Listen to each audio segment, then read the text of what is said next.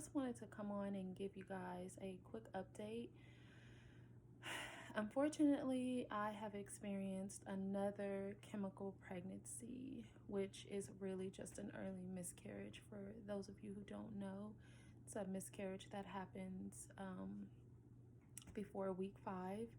And I kind of hate that it's referred to as a chemical pregnancy instead of just a miscarriage, just as if you would have one after week 5. Basically, what a chemical pregnancy is, the sperm does meet egg.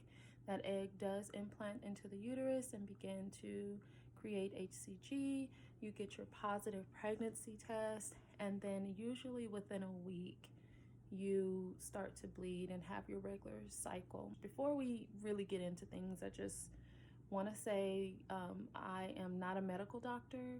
If you have any questions or concerns regarding your own health, please go to your doctor. I'm not giving out any advice, anything like that. I'm just telling you what I know, my experience, and what I've researched so far.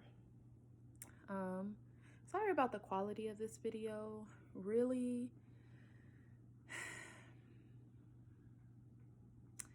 I cried all of yesterday. I found out exactly a week ago yesterday that I was expecting, and in a week, it's pretty amazing how many plans have been made once you find out that you're pregnant, that you're expecting. So much joy enters your heart. So many plans are already taking place in your head. And you know, when you start to bleed, I know for me, with this being this is my second chemical pregnancy in 3 months.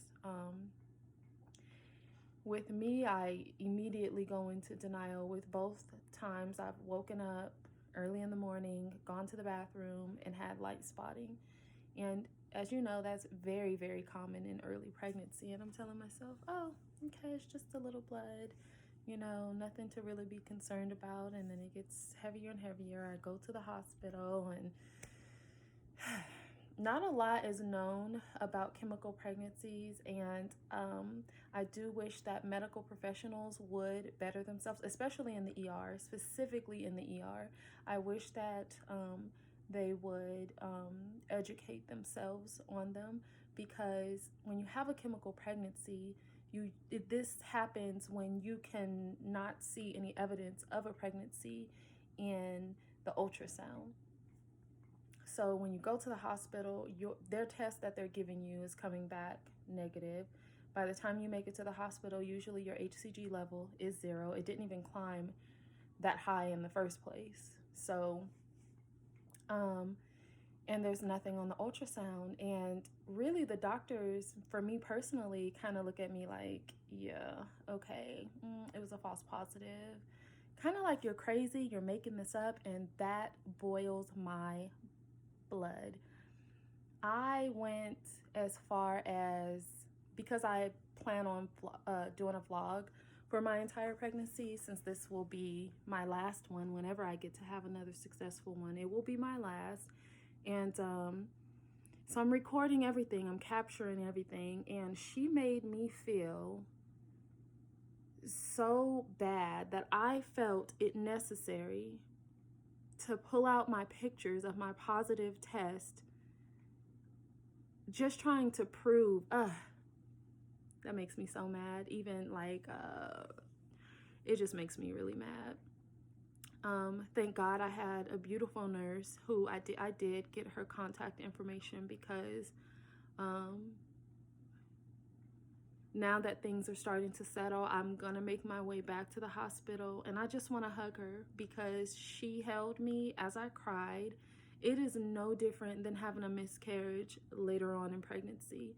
A loss is a loss, and for a woman, the moment that you find out that you are expecting, the love that you have for that tiny little poppy seed of a baby is no different than my babies that I have running around here. So to have someone kind of belittle that, like, oh, well, there's nothing on the ultrasound, and there's your HCG level is at 2, so yeah, we're gonna send you home. I can only go by my test. How inconsiderate How inconsiderate, but whatever. Needless to say, yesterday was a really, really, really tough day.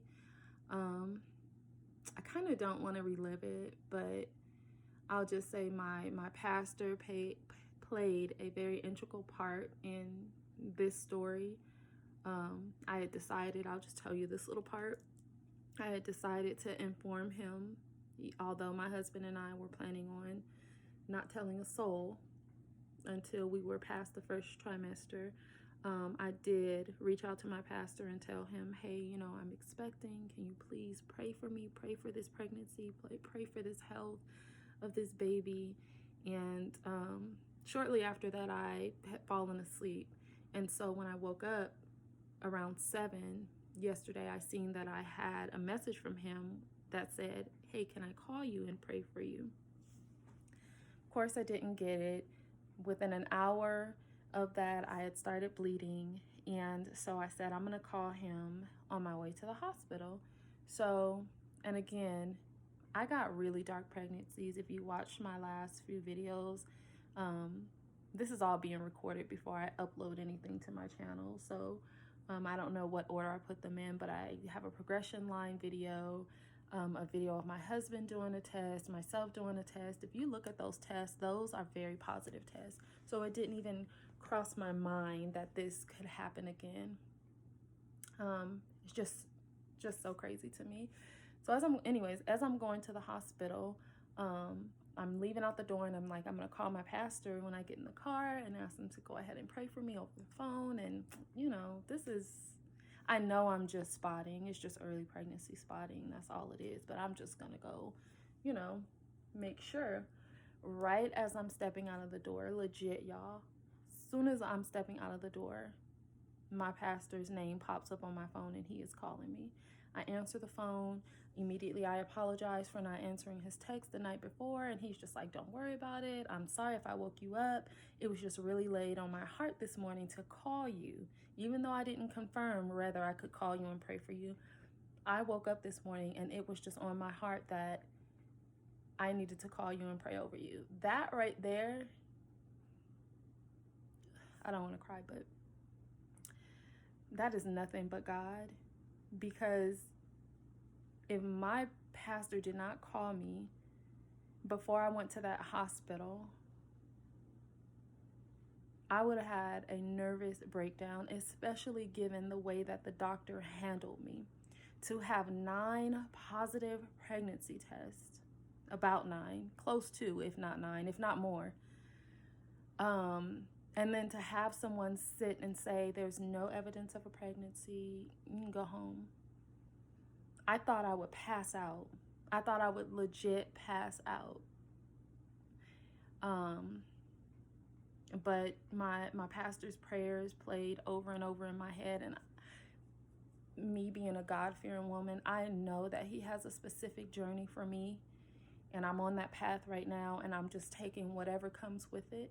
And he has told me, he has promised me, he has put it on my heart that this journey will end beautifully. I don't know if that means a pregnancy. I don't know if that means that I will help other women. I don't know what it means, but I know it's going to end well, and I have comfort in that. So, yeah, I'm talking about it. It happened. It was a life, an early life, but, it is what it is. I just have to let go and let God. I'm not questioning it. I've grieved that child just like I grieved that child in November. I will always celebrate that child.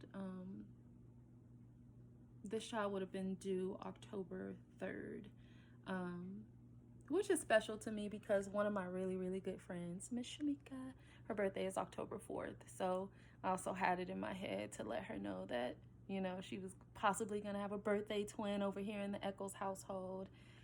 It's just a lot, y'all. I mean, for those of you who have gone through this, you guys know the type of planning that happens the moment that you become pregnant. Doesn't matter how many pregnancies you've had, if it's your first, if it's your fifth, it doesn't matter. It's all the same to us. As for what's next for us, my first lady at my church happens to be a midwife. Beautiful, beautiful woman inside and out, and I'm so thankful to have her. I did share with her what happened, and we have a plan in place. I did plan on asking her to be my midwife for this pregnancy.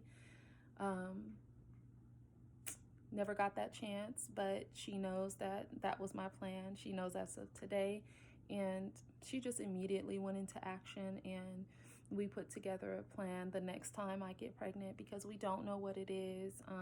Usually with these type of situations, it usually goes back to progesterone, but there are a number of causes for this, but that's where we're going to start.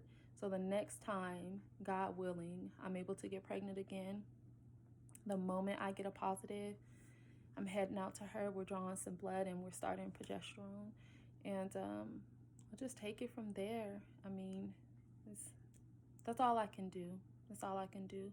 So for all of you women who have gone through this and kind of suffered in silence, or, you know, just chose not to say anything, my heart goes out to you. It doesn't matter if it happened 10 years ago, 20 years ago, 2 days ago. My heart is with you. It is hard. It is hard. It is hard. It is hard. But we push through. We're resilient. God built us to be able to take on all of this. Keep your faith. Do what you got to do. Be healthy. Take care of yourself. Grieve. Allow yourself that. And don't feel a way about it. So I hope that you guys will continue to follow me on this journey. Don't forget to subscribe. Hit that bell so you can get notifications every time I post something new. And I look forward to taking you guys on this journey with me. Peace, guys.